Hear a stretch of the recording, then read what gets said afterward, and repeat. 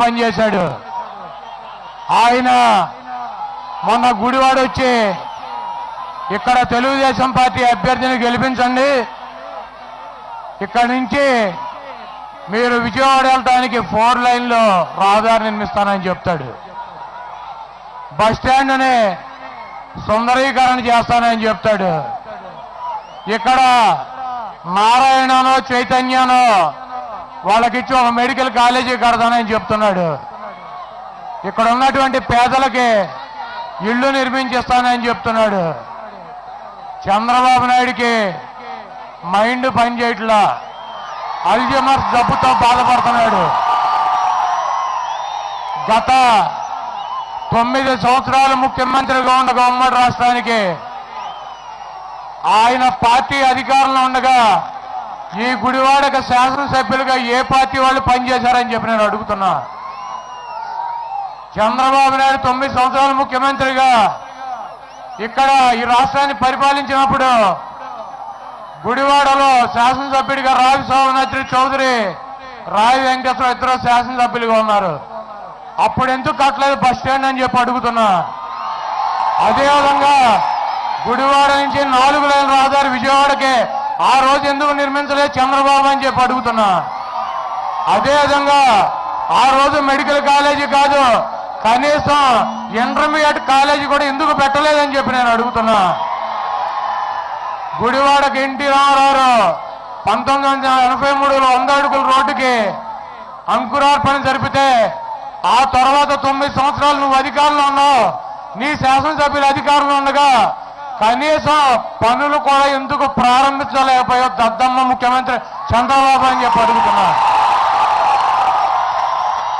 గుడివాడలో 2004 కంప్లీట్ అయ్యేటప్పటికీ ఈ గుడివాడలో 10,000 మందికి ఇళ్ల పట్టాలు ఇళ్ళు కావాలని చెప్పి గుడివాడ నుంచి హైదరాబాద్ పాదయాత్ర చేసింది నేను. రాజశేఖర్ రెడ్డి గారు ముఖ్యమంత్రిగా ఉండగా రాజశేఖర్ రెడ్డి గారు 98 ఎకరాలు ల్యాండ్ ఎక్వైర్ చేసి మరణిస్తే నీ చిత్తూరు జిల్లాకు సంబంధించినటువంటి దద్దమ్మ కిరణ్ కుమార్ రెడ్డి 4 సంవత్సరాలు, నువ్వు ఒక 4 సంవత్సరాలు గుడ్డి గుర్రాలకు పొళ్ళుతోమి ఇప్పుడు ఒక 1000 మందికి, ఒక 1200 మందికి ఇల్లు కట్టించి నేనే ఉద్ధరిస్తానని చెబుతున్నావు. ఈరోజు జగన్మోహన్ రెడ్డి గారు ముఖ్యమంత్రి అయితే మీరందరూ కూడా ఆలోచించుకోవాల్సింది పేదలు, బడుగు వర్గాలు, బలహీన వర్గాలు 1వ క్లాసు నుంచి 10వ క్లాసు వరకు చదువుతున్నటువంటి విద్యార్థులకి మీరు స్కూలుకు పంపిస్తే గవర్నమెంట్ స్కూల్ అయినా ప్రైవేట్ స్కూల్ అయినా 15,000 రూపాయలు అమ్మబడి అని చెప్పి మీ అకౌంట్కి ప్రతి సంవత్సరం డబ్బులు ఇస్తానని చెబుతున్నాడు జగన్మోహన్ రెడ్డి గారు. 10th క్లాస్ అయిపోయినాక మీరు పై చదువులు చదివించుకుంటే ఎన్ని లక్షల రూపాయలు ఖర్చు అయినా చూడా ఫీజు రియంబర్స్మెంట్ కింద మీ పిల్లల్ని చదివించేటువంటి బాధ్యత నాదని చెబుతున్నాడు జగన్మోహన్ రెడ్డి గారు. అదేవిధంగా ఇక్కడ ఉన్నటువంటి ప్రజలు పిల్లలు ఇంకో చోట చదువుకుంటా అంటే, లేకపోతే అక్కడ ఉన్న వాళ్ళు ఇక్కడ చదువుకుంటే మెస్ ఛార్జీలకి, మరి హాస్టల్ ఛార్జీలకి, తిండికి 20,000 రూపాయలు స్కాలర్షిప్ ఇస్తానని చెప్పి జగన్మోహన్ రెడ్డి గారు స్పష్టంగా చెప్పడం జరిగింది. అంటే మీ పిల్లలు 1వ క్లాసు నుంచి చదువు పూర్తయ్యేదాకా ఈ రాష్ట్రంలో జగన్మోహన్ రెడ్డి గారు ముఖ్యమంత్రిగా ఉంటే మీ పిల్లల చదువుల కోసం మీరు 5 పైసల బిళ్ళ కూడా ఖర్చు పెట్టాల్సినటువంటి అవసరం లేదు. అదేవిధంగా ఆరోగ్యశ్రీ మీకు గనక 1000 రూపాయలు హాస్పిటల్కి వెళ్తే ఖర్చు దాటితే అది మీ కుటుంబంలో ఎవరికి ఏ జబ్బు వచ్చినా కూడా ఏ రకమైనటువంటి వైద్యం చేయించాలన్నా ప్రభుత్వమే పూర్తిగా మరి డబ్బులు ఖర్చు పెట్టి కార్పొరేట్ హాస్పిటల్లో వైద్యం చేయించేటువంటి బాధ్యత నాదని జగన్మోహన్ రెడ్డి గారు స్పష్టం చేయడం జరిగింది. ఈ రాష్ట్రంలో ఉన్నటువంటి నిరుపేదలకి ఎంతమంది పేదలుంటే అంతమందికి 5 సంవత్సరాల్లో మరి స్థలం ఇచ్చి 4.5 లక్షల రూపాయలతో ఇల్లు నిర్మాణం చేసేస్తారని చెప్పి జగన్మోహన్ రెడ్డి గారు స్పష్టమైనటువంటి హామీ ఇచ్చారు. ఈ రాష్ట్రంలో ప్రతి పేదవాడికి ఉండడానికి ఇల్లు కల్పించేటువంటి శక్తి సామర్థ్యాలు ఉన్నటువంటి వ్యక్తి జగన్మోహన్ రెడ్డి గారు. మీ జేబులోంచి రూపాయి కూడా ఖర్చు అవ్వకుండా మీ పిల్లలను చదివించగలిగినటువంటి సామర్థ్యం ఉన్నటువంటి వ్యక్తి జగన్మోహన్ రెడ్డి గారు. అదేవిధంగా మీకు ఏ ఆరోగ్య సమస్యలు వచ్చినా కార్పొరేట్ హాస్పిటల్కి తీసుకెళ్లి వైద్యం చేసేటువంటి ముఖ్యమంత్రి జగన్మోహన్ రెడ్డి గారు.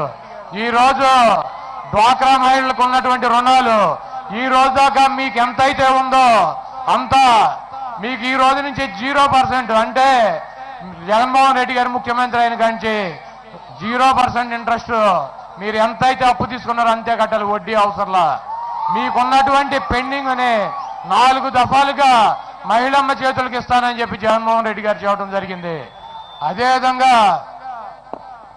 ఈ రాష్ట్రంలో ఉన్నటువంటి అనేక మంది సన్నకారు చిన్నకారు రైతులకి 12,500 రూపాయలు పెట్టుబడి సాయం అందిస్తానని చెప్పి జగన్మోహన్ రెడ్డి గారు చెప్పడం జరిగింది.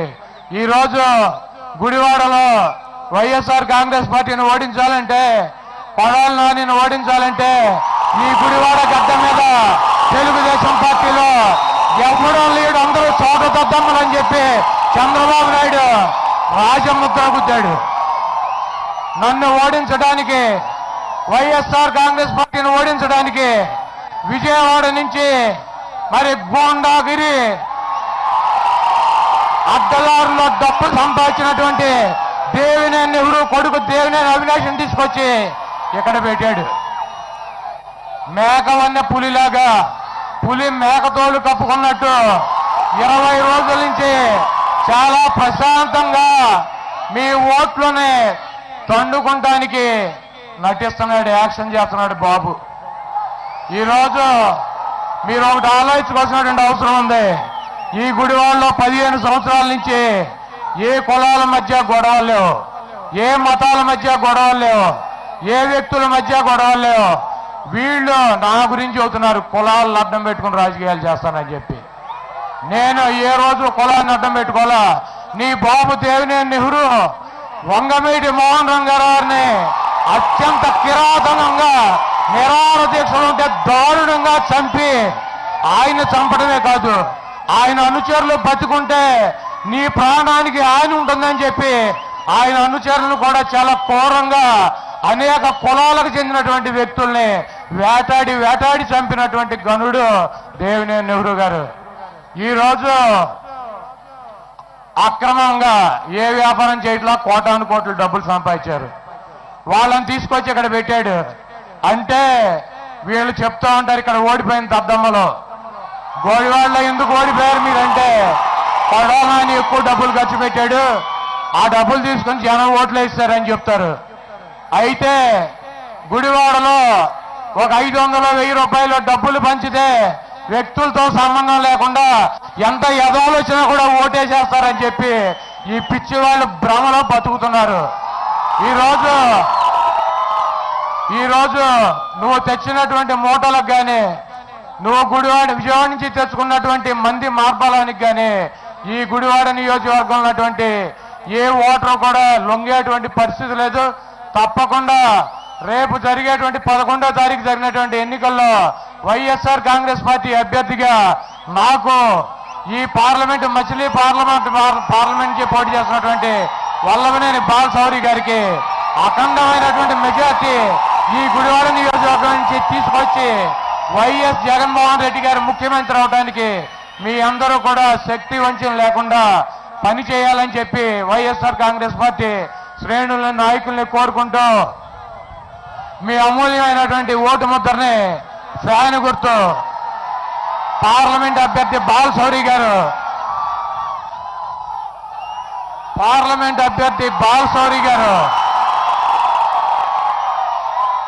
ఫ్యాన్ గుర్తు మీద ఆయన్ని 4వ నెంబరు, సీరియల్లో 4వ నెంబరు, ఈ ఫ్యాన్ గుర్తు మీద ముద్రించి మరి ఈ రాష్ట్రంలో ఉన్నటువంటి ఈ కేంద్రంలో ఉన్నటువంటి అసమర్థ ప్రభుత్వాన్ని సాగనంపాలి.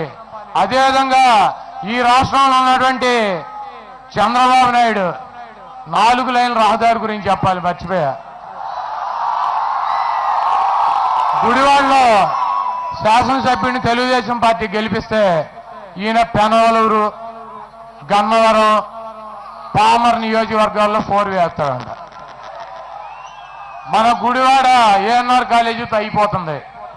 ఆ తర్వాత పామర్ నియోజకవర్గం, పెనవలూరు నియోజకవర్గం, గన్నవరం నియోజకవర్గాలు ఉంటాయి. ఇక్కడ మనం ఓటేసి మరి ఇక్కడ అభ్యర్థిని గెలిపిస్తే ఈయన రోడ్డు తీసుకెళ్లి 4 ఆ 3 నియోజకవర్గాల్లో వేస్తాడంట. అంటే అంత అమాయకుల్లాగా ఉన్నారు చంద్రబాబు నీకు. కాబట్టి చంద్రబాబు నాయుడు చాలా ప్రమాదకరమైన వ్యక్తి. ఎవరికి? ఆయన్ని నమ్మినటువంటి వ్యక్తులకి, ఆయనకి ఓటేసినటువంటి వ్యక్తులకి. ఆయన్ని ఎవడు నమ్మితే వాడికే వెన్నుపోటు పొడిచి వాడికి నామరూపాలు లేకుండా చేస్తాడు. చంద్రబాబు నాయుడికి అనాథ పిల్లలంటే కనీసం మమకారం కూడా ఉండదు. పాపం హరికృష్ణ గారు చనిపోగానే కుక్కటిపల్లిలో తీసుకెళ్లి మా బాస్ వాళ్ళ అమ్మాయి సుహాసిని పెట్టి బలి చేశాడు. పాపం నెహ్రూ గారు చచ్చిపోగానే అవినాష్ని తీసుకొచ్చి ఇక్కడ పెట్టి బలి చేశాడు. కాబట్టి అనాథ పిల్లల్ని చంద్రబాబు నాయుడు వదిలించుకుంటాకి ఇటువంటి కార్యక్రమాలు చేస్తాడు.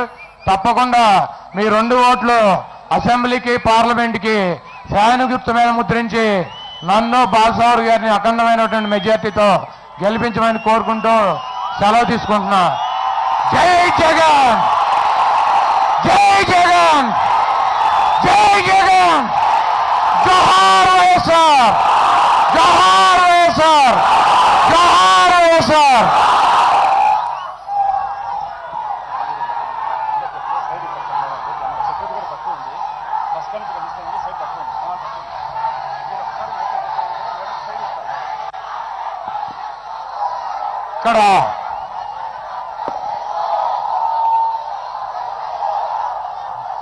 ఇక్కడ ఈ సైడ్ ఉన్న వాళ్ళు తప్పుకుంటే మేడం గారు పైకి వస్తారు. షర్మిల గారు కొద్దిగా అందరూ ఈ బస్ సైడ్ నుంచి ఆ పక్కకి వెళ్ళండి. గగారిన్ అటు పక్క వెళ్ళండి. కొంచెం మీరే ఉన్నాడు, పోలీసులు లేరు.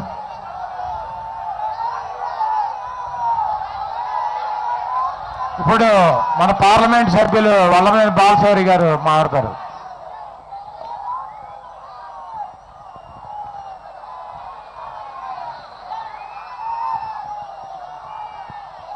దివంగత ముఖ్యమంత్రి డాక్టర్ వైఎస్ రాజశేఖర రెడ్డి గారి కుమార్తె సోదరి షర్మిలమ్మ గారికి, గుడివాడ నియోజకవర్గానికి పర్మనెంట్ ఎమ్మెల్యే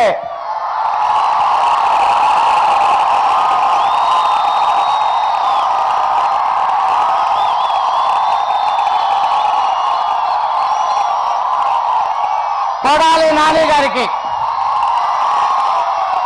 ఈ గుడివాడ నియోజకవర్గం అన్ని ప్రాంతాల నుంచి ఇక్కడికి విచ్చేసినటువంటి సోదరి సోదరిమణులకు, అన్నదమ్ములకు మొట్టమొదటిగా నా హృదయపూర్వక నమస్కారం తెలియజేసుకుంటూ, ఈరోజు గుడివాడలో ఇంతమంది ప్రజానికాన్ని చూస్తూ ఉంటుంటే వైఎస్ జగన్మోహన్ రెడ్డి గారు ముఖ్యమంత్రి కావటం ఖాయమని అనిపిస్తూ ఉంది.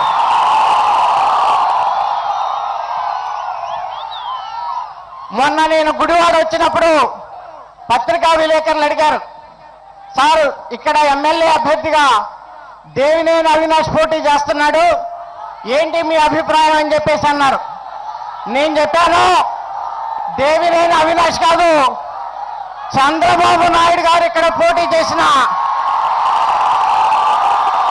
గెలిసేది కొడాలి నాని గారు.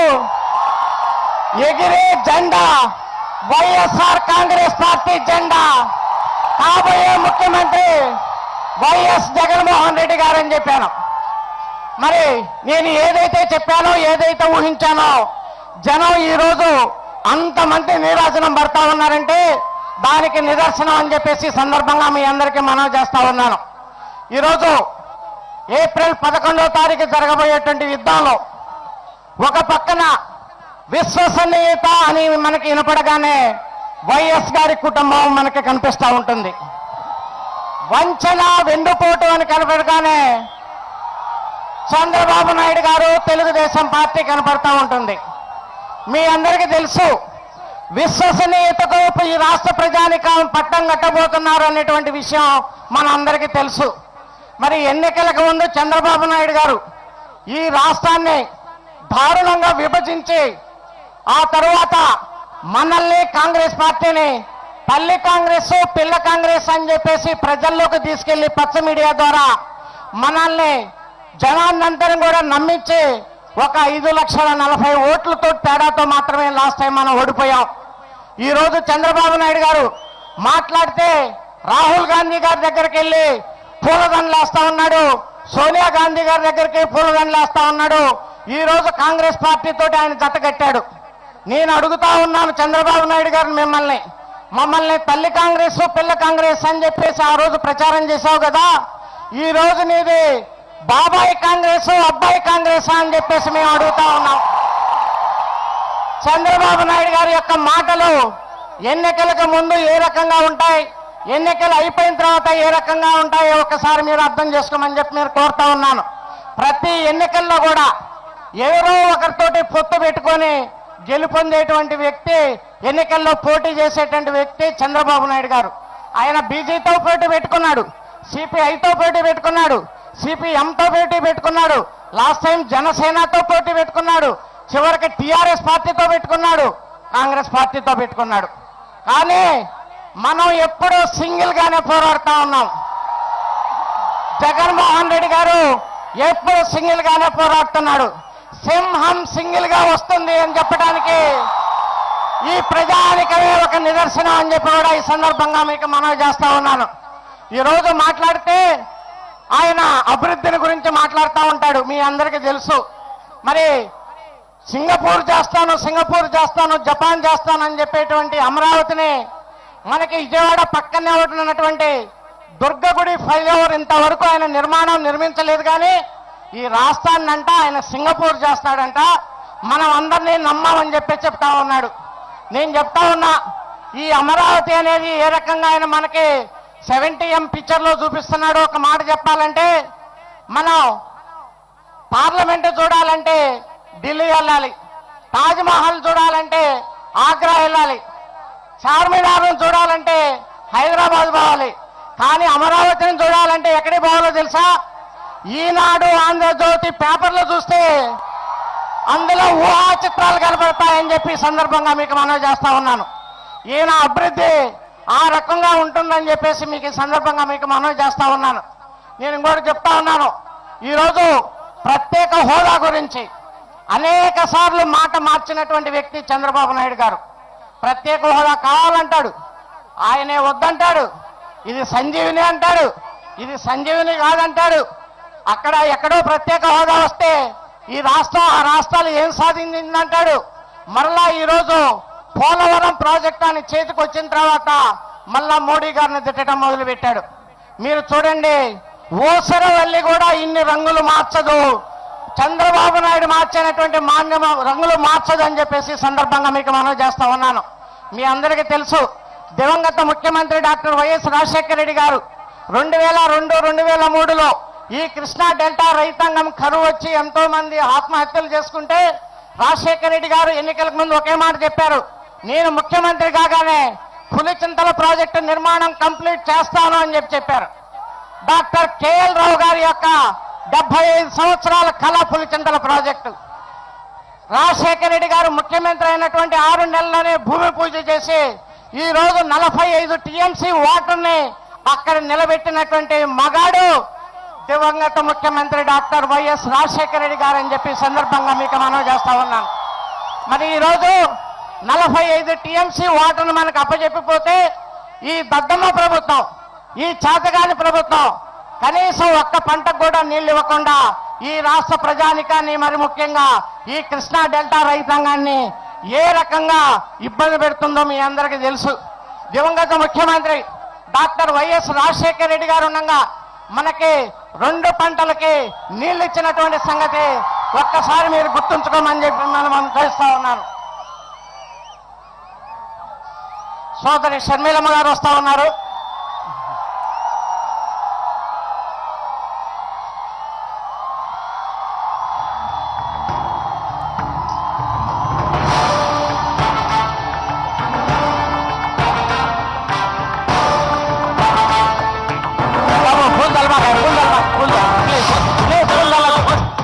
పూల్ తలమాక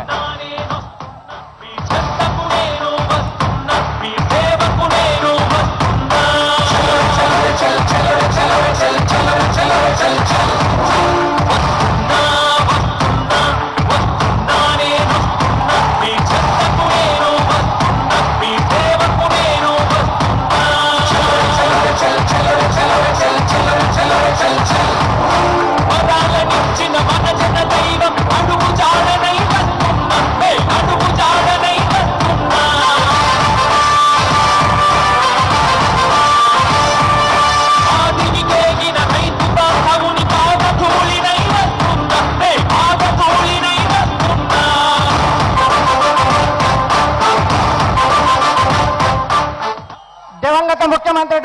వైఎస్ రాజశేఖర రెడ్డి గారి పుణ్యమా అని చెప్పేసి ఈ రాష్ట్రంలో ఫీజు రియంబర్స్మెంట్ స్కీమ్ ద్వారా అనేక మంది గ్రామాల్లో ఇంజనీరింగ్ చదువుకున్న వాళ్ళు, పాలిటెక్నిక్ చదువుకున్నటువంటి వాళ్ళు, డిగ్రీ చదువుకున్నటువంటి వాళ్ళు ఎంతో మంది నిరుద్యోగులు ఉన్నారు.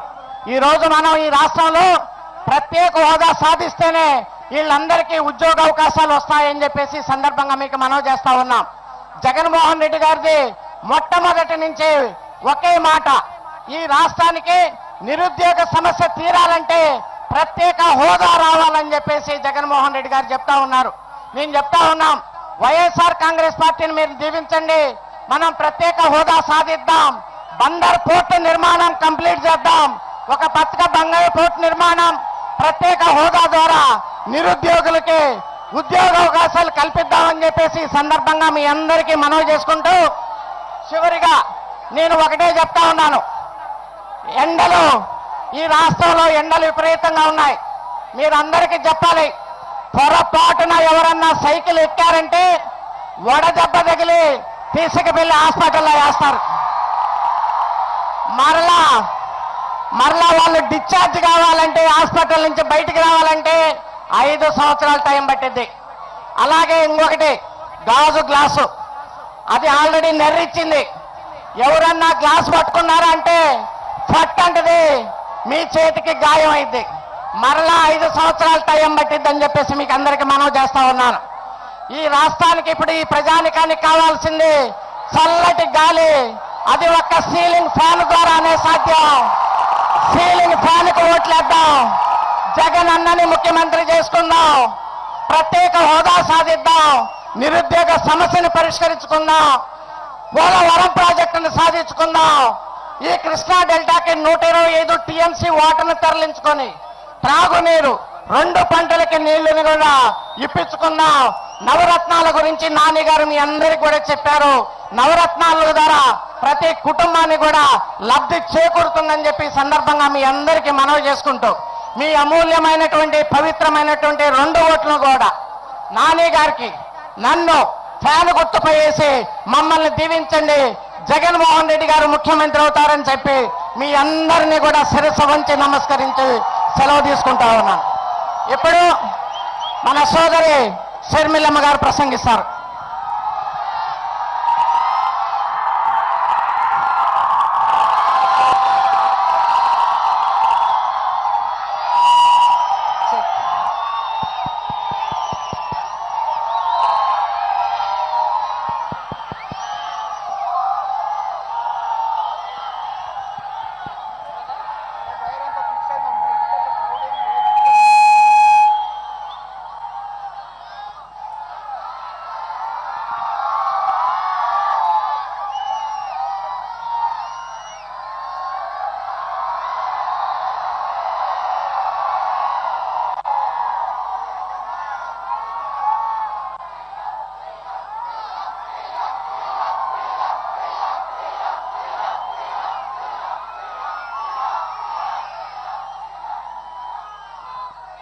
కాబోయే సీఎం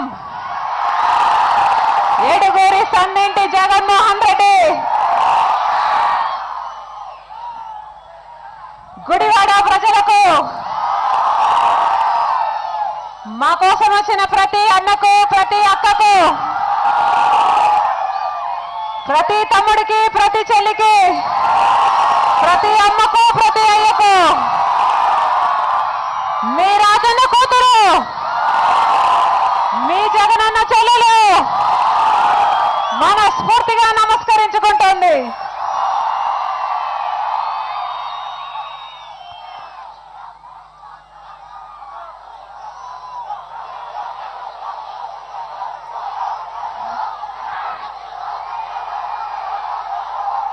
రాజశేఖర రెడ్డి గారు ఆంధ్ర రాష్ట్రానికి 5 సంవత్సరాలు ముఖ్యమంత్రిగా ఉన్నారు.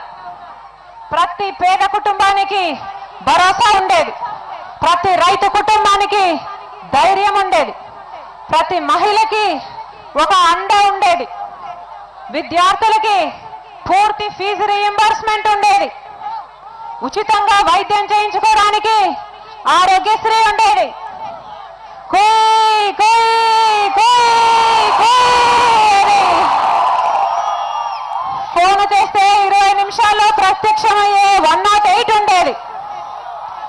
ప్రతి ఎకరాకి నీళ్లు ఇవ్వాలని శ్రమించాడు. ప్రతి పేదవాడికి ఇల్లుండాలని కలలు కన్నాడు. 5 ఏళ్ళు ముఖ్యమంత్రిగా ఉంటే ఒక్క ఛార్జీ పెంచలేదు, ఒక్క పన్ను పెంచలేదు. పెంచకుండానే అన్ని సంక్షేమ అభివృద్ధి కార్యక్రమాలను అద్భుతంగా చేసి చూపించిన రికార్డు ముఖ్యమంత్రి రాజశేఖర రెడ్డి గారు. నీది ఏ కులమని అడగలేదు, నీది ఏ మతమని అడగలేదు, నీది ఏ ప్రాంతమని అడగలేదు.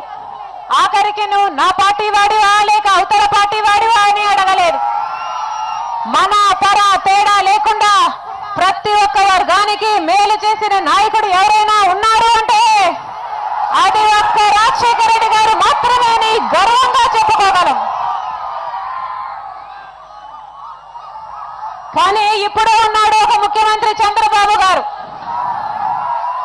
ఎలా ఉంది పాలన? ఎలా ఉంది పాలన? రైతులకు పూర్తి రుణమాఫీ చేస్తానని వాగ్దానం చేశాడు. అదే మొట్టమొదటి సంతకం అవుతుందని వాగ్దానం చేశాడు. ఆ మొదటి సంతకానికే దిక్కు లేకుండా పోయింది చంద్రబాబు గారితో. డ్వాక్రా మహిళలకు ఎంత రుణం ఉంటే అంత రుణము మాఫీ చేస్తానని వాగ్దానం చేశాడు. చేశాడా? ఒక్క రూపాయినా మాఫీ చేశాడా? ఇప్పుడు పసుపు కుంకుమ అని మిమ్మల్ని మభ్యపెట్టడానికి ఇస్తున్నాడే, అది కనీసము ఆ మాఫీ చేయని రుణానికి వడ్డీకైనా సరిపోతుందా? ఏమ్మా అక్క, వడ్డీకైనా సరిపోతుందా? ఎంగిలి మెతుకులు విదిలిస్తున్నాడు. మోసపోకండి. మహిళలను ఘోరంగా వంచాడు చంద్రబాబు గారు. విద్యార్థులకి పూర్తి ఫీజు రీయింబర్స్మెంట్ లేదు. పాపము ఫీజు కట్టుకోలేక తల్లిదండ్రులు అప్పులు పాలైపోతున్నారని ఎంతమంది విద్యార్థులు చదువులు మానేస్తున్నారు. ఆరోగ్యశ్రీలో కార్పొరేట్ హాస్పిటల్స్ ని లిస్టు నుంచి తొలగించారు. ఇప్పుడు పేదవాడికి జబ్బొస్తే గవర్నమెంట్ ఆసుపత్రికి వెళ్ళాలట, కార్పొరేట్ ఆసుపత్రికి వెళ్ళడానికి లేదు. చంద్రబాబు గారికి జబ్బొస్తేనో ఆయన కుటుంబానికి జబ్బొస్తేనో ఏ హాస్పిటల్కి వెళ్తారు? ఎప్పుడైనా కనిపించారా గవర్నమెంట్ హాస్పిటల్లో? వాళ్ళేమో కార్పొరేట్ ఆసుపత్రికి వెళ్ళొచ్చు, సామాన్యులు మాత్రం గవర్నమెంట్ ఆసుపత్రికి వెళ్ళాలట. ఇది అమానుషం కాదా? ముఖ్యమంత్రి హోదాలో ఉన్నవాడు చేయాల్సిన పనేనా? పోలవరం 3 సంవత్సరాలలో పూర్తి చేస్తానన్నాడు. నిజంగానే చంద్రబాబుకు మాట మీద నిలబడే నైజమే ఉంటే ఈ పాటికి పోలవరం పూర్తయిపోయేది కాదా? అమరావతి కేంద్ర ప్రభుత్వం చెప్తుంది 2500 కోట్లు ఇచ్చారట. ఈ చంద్రబాబు గారు కనీసం ఒక్క ఫ్లైఓవర్ కట్టాడా? కనీసం ఒక్క పర్మనెంట్ బిల్డింగ్ కట్టాడా? దాంట్లో ఈయనకేదో గొప్ప అనుభవం ఉంది కదా అని ప్రచారం చేసుకొని కదా ముఖ్యమంత్రి అయ్యాడు. ఒక్కటంటే ఒక్క మంచి పని చేశాడు అమరావతిలో. అమ్మకు అన్నం పెట్టాడు కానీ పిన్నమ్మకు బంగారు గాజులు చేయిస్తానన్నాడట ఒకడు.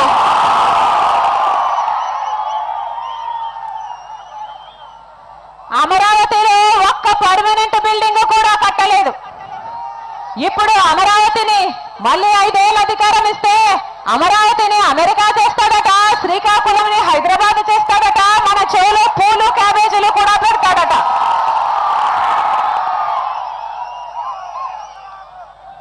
బాబు వస్తే జాబ్ వస్తుందన్నారు.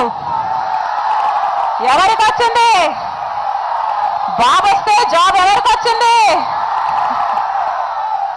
చంద్రబాబు గారి కొడుకు పప్పు లోకేష్ గారికి వచ్చింది.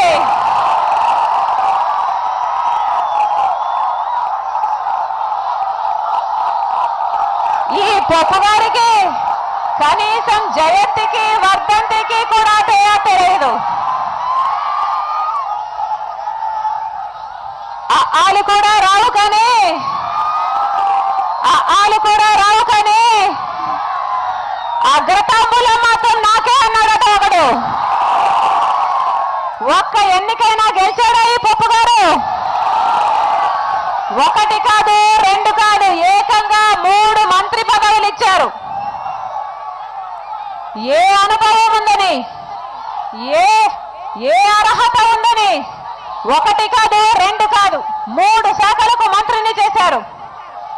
చంద్రబాబు గారిని అడుగుతున్నాం, ఇది పుత్రవాత్సల్యం కాదా? చంద్రబాబు గారి పప్పు గారికేమో 3 ఉద్యోగాలు, మామూలు ప్రజలకేమో ఉద్యోగాలు లేవు, ఉద్యోగ నోటిఫికేషన్లు లేవు. ఇది న్యాయమేనా? ప్రత్యేక హోదా ఆంధ్ర రాష్ట్రానికి ఊపిరి లాంటిది, అవునా? ప్రత్యేక హోదా అంత ముఖ్యమని తెలిసి చంద్రబాబు గారు దాన్ని నీరుగార్చడానికి చెయ్యని ప్రయత్నమే లేదు. ఒకసారేమో గత ఎన్నికలకు ముందేమో హోదా అంటాడు, ఎన్నికలు అయిపోయిన తర్వాత ప్యాకేజీ అన్నాడు, ఇప్పుడు మళ్ళీ ఎన్నికలు వచ్చాయి మళ్ళీ హోదా అంటున్నాడు. రేపు ఎన్నికలు అయిపోయాక ఏమంటాడు చంద్రబాబుకే తెలియదు. రోజుకొక మాట, పూటకొక వేషం ఈ చంద్రబాబుది. అందుకే ఇలా ఇలా ఇలా ఇలా 2 ఏళ్ళు చూపిస్తుంటాడు. రోజుకొక మాట, పూటకొక వేషం అన్నమాట. ఈయనకి 2 నాలుకల ధోరణి అని చెప్తూ ఉంటాడు. ఆయన చూసినప్పుడల్లా ఇలా ఇలా ఇలా అంటుంటే ఏమో అనుకున్నాం, మనకు అర్థం కాలేదు ఇన్ని రోజులు. ఇలా ఇలా ఇలా అంటే నాకు 2 నాలుకలు ఉన్నాయి అని చెప్పుకుంటున్నాడు అన్నమాట. 2 నాలుకల ధోరణి నాది అని చెప్పుకుంటున్నాడు అన్నమాట చంద్రబాబు గారు. ఈసారి నుంచి ఇలా ఇలా ఇలా అంటే మనం అర్థం చేసుకోవాలి. చంద్రబాబు గారు దమ్ముంటే నిజం చెప్పాలి. జగన్మోహన్ రెడ్డి గారు ప్రత్యేక హోదా కోసం చేయని ప్రయత్నమే లేదు. ఢిల్లీలో ధర్నాలు చేశాడు, మన రాష్ట్రంలో రోజుల తరబడి నిరాహార దీక్షలు చేశాడు, రాస్తారోకోలు చేశాడు, బందులు చేశాడు. ప్రతి జిల్లాలో యువబేరీ పెట్టి యువతులను జాగృతం చేశాడు. ఆఖరికి వైఎస్ఆర్సీపీ ఎంపీలు బీజేపీ ప్రభుత్వానికి వ్యతిరేకంగా అవిశ్వాస తీర్మానం కూడా పెట్టారు. ఆ తర్వాత అంతమంది ఎంపీలు, ఎంతమంది ఉంటే వైఎస్ఆర్సీపీకి అంతమంది ఎంపీలు నిరసనగా రాజీనామా కూడా చేశారు. జగనన్న ఇంతగా ప్రత్యేక హోదా కోసం పోరాడుండకపోతే ఈ రోజు చంద్రబాబు గారి నోట ప్రత్యేక హోదా కావాలి అన్న మాట వచ్చుండేదా? చంద్రబాబు గారు యూటర్న్ తీసుకొని మళ్ళీ హోదా కావాలి అంటున్నాడు అంటే అది జగన్మోహన్ రెడ్డి గారి వల్ల కాదా? దమ్ముంటే చంద్రబాబు నిజం చెప్పాలి, కానీ ఆయన చెప్పడు. ఆయనకు దమ్ము లేదు. ఇంకొక శాపం కూడా ఉంది. చంద్రబాబు గారి నెత్తి మీద ఒక శాపం ఉంది. నాన్న చెప్పేవాడు, చంద్రబాబు గారి నెత్తి మీద ఒక శాపం ఉందట. ఏం శాపం? ఏ రోజైతే చంద్రబాబు గారు ఒక్క నిజం చెప్తారో ఆ రోజు చంద్రబాబు గారి తల 1000 ముక్కలైపోతుందట. అందుకని చంద్రబాబు గారు నిజం చెప్పరు. ఈ మధ్య చంద్రబాబు గారు పెద్ద పెద్ద పదాలు వాడుతున్నాడు. ఆయనకు సూట్ అవ్వని పదాలు, పౌరుషమంట, రోషమంట, ఏమో మాట్లాడుతున్నాడు.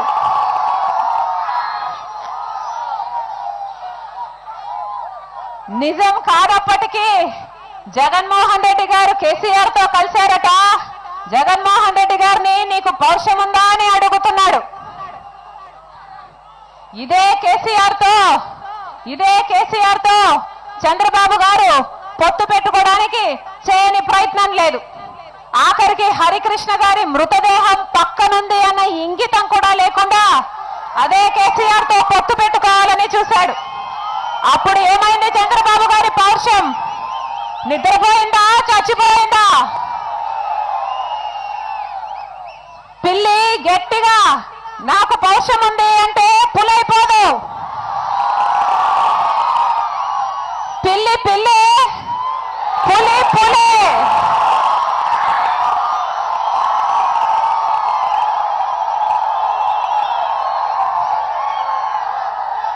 పౌరుషం గురించి చంద్రబాబు మాట్లాడేది. జగన్మోహన్ రెడ్డి గారు ఓదార్పు అని ఇచ్చిన ఒక్క మాట కోసం కాంగ్రెస్ పార్టీని వదులుకొని సింగిల్ గా బయటకు వచ్చాడు. ఈ రోజు చంద్రబాబు గారు బీజేపీతో పొత్తుండట, మాకు కేసీఆర్తో పొత్తుండట. మాకు ఎవ్వరితోనూ పొత్తు లేదు, మాకు అవసరం కూడా లేదు. సింహము సింగిల్ గానే వస్తుంది.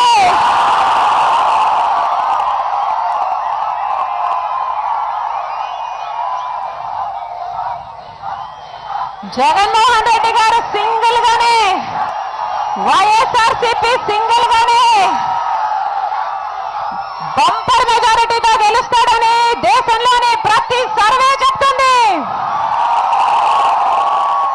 సింహము సింగిల్ గానే వస్తుంది. నక్కలే గుంపుగా వస్తాయి. అందుకే చంద్రబాబు గారు జనసేనతో పాటు కాంగ్రెస్ తో పాటు ఎవరు తోడొస్తే వాళ్ళతో వస్తున్నాడు. ఎవరు నక్క, ఎవరు సింహం?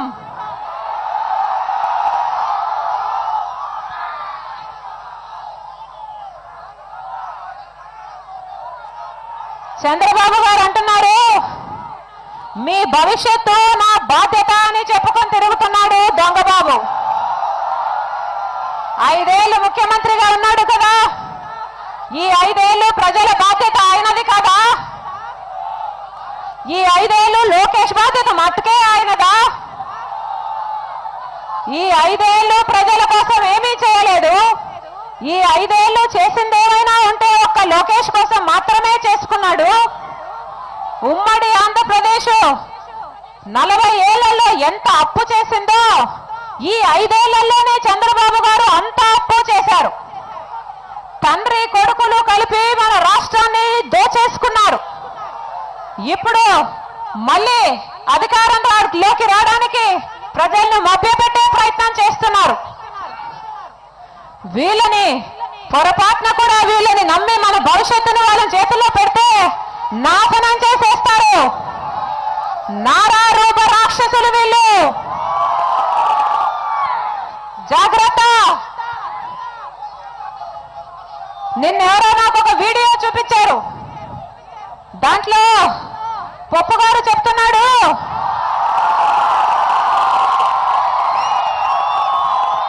పప్పు లోకేష్ చెప్తున్నాడు, పొరపాటున కూడా తెలుగుదేశం పార్టీకి ఓటేశారంటే మన ఊరి మనం వేసుకున్నట్టే అని చెప్తున్నాడు.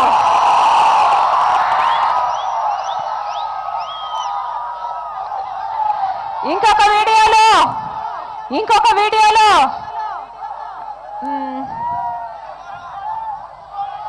బంధుప్రీతి, మత పిచ్చి, కుల పిచ్చి ఉన్న పార్టీ ఏదైనా ఉందంటే అది తెలుగుదేశం పార్టీ అని. అవునా తమ్ముళ్ళు? అవునా తమ్ముళ్ళు అని కూడా అడుగుతున్నాడు. నిజంగానే మన భవిష్యత్తుని వీళ్ళ చేతుల్లో పెడితే నాశనం చేసేస్తారు. జాగ్రత్త. 600 పైగా హామీలు ఇచ్చాడు గత ఎన్నికల్లో చంద్రబాబు గారు. ఏ ఒక్కటి పూర్తిగా నిలబెట్టుకోలేదు. వాటికి సమాధి కట్టి ఇప్పుడు మళ్ళీ ఎన్నికలు వచ్చాయని మళ్ళీ కొత్త హామీలు, మళ్ళీ కొత్త అబద్ధాలు చెప్తున్నారు. నమ్ముతారా? నిన్ను నమ్మం బాబు అని ముఖం మీద చెప్పండి. 4.5 సంవత్సరాలు ఏమీ చేయలేదు ప్రజల కోసం. ఒక్క లోకేష్ కోసము, హెరిటేజ్ కోసము, తెలుగుదేశం నాయకుల కోసమే పనిచేసుకున్నారు. ప్రజల కోసం ఏ మేలు చేయలేదు. ఆఖరి 4 నెలల్లో మాత్రం పసుపు కుంకుమాట, పెన్షన్ పెంపట, భృతి అట, చేపలకు ఎరవేసినట్టు మోసపోతారా? చిన్నపిల్లలకు చాక్లెట్లు ఇచ్చినట్టు కాదు. దమ్ముంటే నిజంగానే చంద్రబాబు గారికి ఇచ్చిన హామీలన్నీ నిలబెట్టుకునే దమ్ముంటే అడగండి. కేజీ నుంచి పీజీ వరకు ఉచిత విద్య అన్నాడు. అంటే ఈ 5 ఏళ్లలో తల్లిదండ్రులు వాళ్ళ పిల్లల కోసం ఏ ఫీజు అయితే కట్టారో ఆ ఫీజు మొత్తము చంద్రబాబు గారు మీకు బాకీ అన్నమాట. తెలుగుదేశం పార్టీ వాళ్ళు ఓట్ల కోసం మీ ఇంటికి వస్తే ముందు ఆ బాకీ కథ ఏమిటి అని అడగండి. ఆడపిల్ల పుడితే 25,000 ఇస్తామన్నారు. అంటే ఈ 5 ఏళ్లలో ఆడపిల్లలను కన్నా ప్రతి తల్లిదండ్రులకి చంద్రబాబు గారు 25,000 రూపాయలు బాకీ పడ్డారన్నమాట. తెలుగుదేశం పార్టీ నాయకులు మీ ఇంటికి వస్తే ముందా బాకీ కథ ఏమిటి అని అడగండి. కాలేజ్ విద్యార్థులకి ఐప్యాడ్ ఇస్తామన్నారు, అది కూడా ఎన్నికల్లోపే ఇమ్మని చెప్పండి. మహిళలందరికీ స్మార్ట్ ఫోన్ ఇస్తామని కూడా చెప్పారు, అది కూడా ఎన్నికల్లోపే ఇమ్మని చెప్పండి తెలుగుదేశం పార్టీ నాయకుల్ని. ఇంటికి ఒక ఉద్యోగం అని వాగ్దానం చేశారు, లేదా 2000 రూపాయలు ఇస్తామని చెప్పారు. ఆ లెక్కన నెలకు 2000 ఇంటూ 5 సంవత్సరాలు ఎంత అయింది? 1,20,000 అయింది. అంటే అక్షరాల 1,20,000 రూపాయలు చంద్రబాబు గారు మీకు బాకీ ఉన్నారన్నమాట. తెలుగుదేశం వాళ్ళు ప్రచారానికి మీ ఇంటికి వస్తే అడగండి, ముందా బాకీ తీర్చమని అడగండి. 3 సెంట్ల భూమి ఇస్తానన్నాడు ప్రతి పేదవాడికి, పక్కా ఇల్లు కూడా కట్టిస్తానన్నాడు. ఇచ్చారా? 1000 ఎకరాలు అమరావతిలో, విశాఖపట్నంలో ఎక్కడ దొరికితే అక్కడ స్వాహా చేస్తారు. ఆ భూమంతా ఎవరిదనుకున్నారు? మీదే. మీకే రాసిమ్మని చెప్పండి, ఎన్నికల్లోపు మీ పేరు మీద రాసిమ్మని చెప్పండి. రైతులకి, డ్వాక్రా మహిళలకి, చేనేతలకి ఎంత రుణం ఉంటే అంత రుణము మాఫీ చేస్తామని వాగ్దానం చేశారు. అంటే మీ రుణం ఎంతుందో చంద్రబాబు గారు మీకంత బాకీ ఉన్నాడన్నమాట. ఆ బాకీ మొత్తము తీర్చమని అడగండి.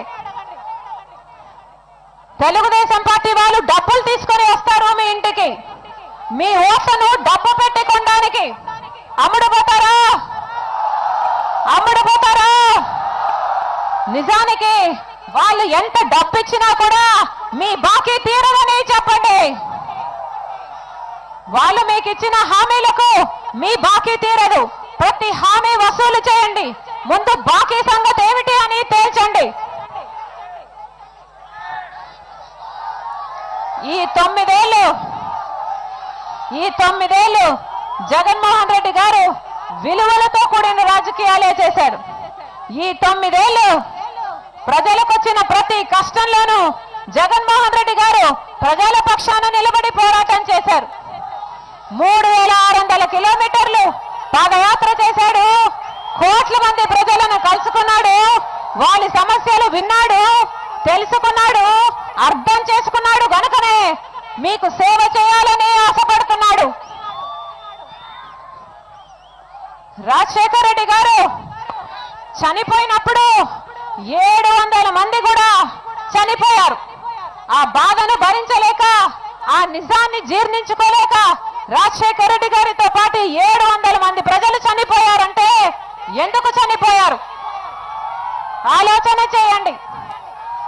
ఎందుకంటే ఆయన అద్భుతమైన పథకాలకు రూపకల్పన చేసి వాటిని అద్భుతంగా అమలు చేసి చూపాడు కనుక. అవునా? మళ్ళీ ఆ రాజన్న రాజ్యం రావాలి అంటే జగనన్న రావాలి.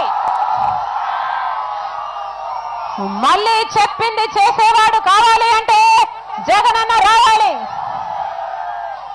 మళ్ళీ ఇచ్చిన మాట తప్పకుండా, మడమ తిప్పకుండా ప్రజలకు మేలు చేసేవాడు కావాలి అంటే జగనన్న రావాలి. అవినీతి పోవాలి అంటే జగనన్న రావాలి. కొడుకు మాత్రమే ఉద్యోగం ఇచ్చిన వాడు పోవాలంటే జగనన్న రావాలి. 10 నాలుకల రావణాసుడు పోవాలంటే జగనన్న రావాలి. వ్యవసాయం పండుగ కావాలంటే జగనన్న రావాలి.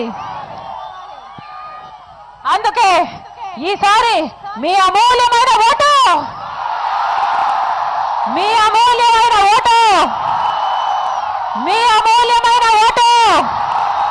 ఫ్యాన్ గుర్తు మీద వేయమని మా ప్రార్థన. బాబొస్తే జాబ్ వస్తుందన్నారు, ఏమొచ్చింది? కరువు వచ్చింది. బాబొస్తే కరువు వచ్చింది. అందుకే ప్రజా తీర్పు కావాలి. బాయ్ బాయ్ బాబు. ప్రజా తీర్పు, ప్రజా తీర్పు, ప్రజా తీర్పు, ప్రజా తీర్పు. 11వ తేదీ ఎన్నికలున్నాయి. 11వ తేదీ ఎన్నికలున్నాయి. ఓటు వేసే సమయంలో ఒక్కసారి రాజన్నను మీ గుండెలో తలుచుకోండి. ఒక్కసారి రాజన్నను మీ గుండెలో తలుచుకోండి.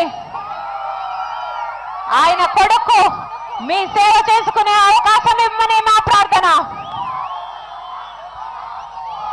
వైఎస్ఆర్ కాంగ్రెస్ పార్టీ ఎంపీ అభ్యర్థి అన్న బాలశౌరి, ఎంపీ అభ్యర్థి అన్న బాలశౌరి గారు, వైఎస్ఆర్సీపీ ఎమ్మెల్యే అభ్యర్థి కొడాలి అన్న గారు, కొడాలి నాని, అన్న కొడాలి నాని,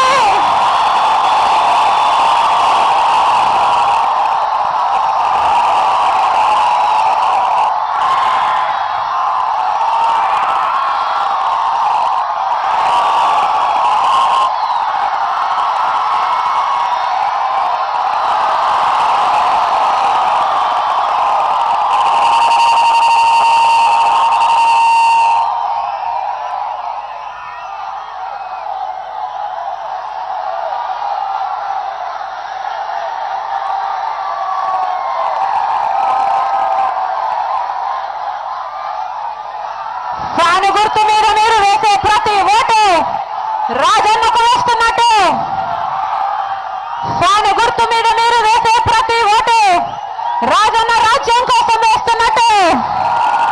ఫ్యాను గుర్తుకే, ఫ్యాను గుర్తుకే, ఫ్యాను గుర్తుకే.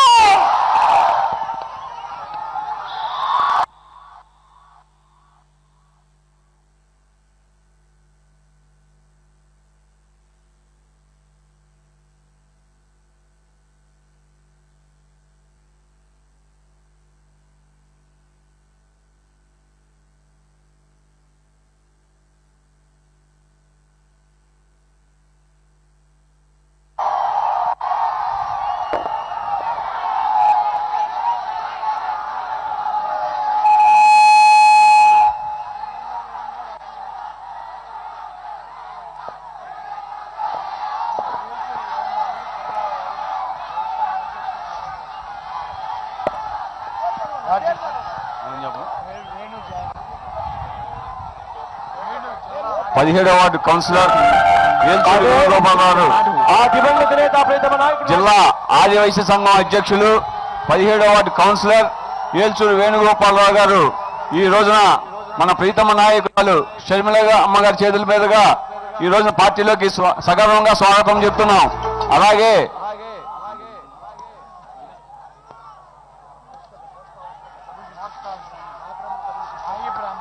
నాయి బ్రాహ్మణులకు సంబంధించినటువంటి పోస్టర్ను కూడా మన ప్రీతమ నాయకురాలు సోదరి షర్మిల గారి చేతుల మీదుగా ఆవిష్కరించడం జరుగుతుంది.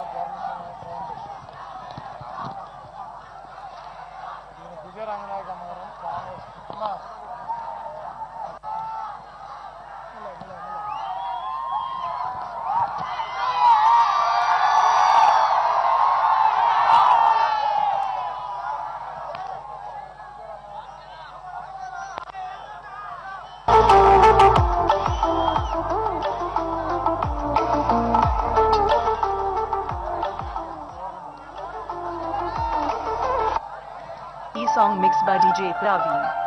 అదే From Nuthalapadu. ఆ దివంగత నేత ప్రీతమ నాయకుడు రాజశేఖర రెడ్డి గారు నాన్నగారి పాలనలో E song mixed by DJ Praveen. From Nuthalapadu. 5 సంవత్సరాలలో అక్షరాల మొత్తం ఆంధ్రప్రదేశ్ లో కలిసి ఉన్న ఆంధ్రప్రదేశ్ మొత్తంలో 48 లక్షల దివంగత నేత ప్రీతమ నాయకుడు రాజశేఖర రెడ్డి గారు జగన్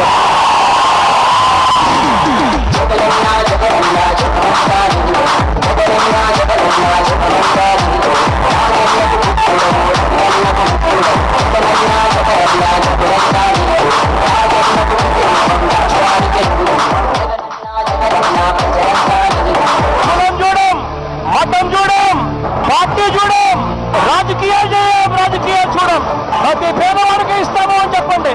అన్న వస్తున్నాడు, మంచి రోజులు వస్తున్నాయి.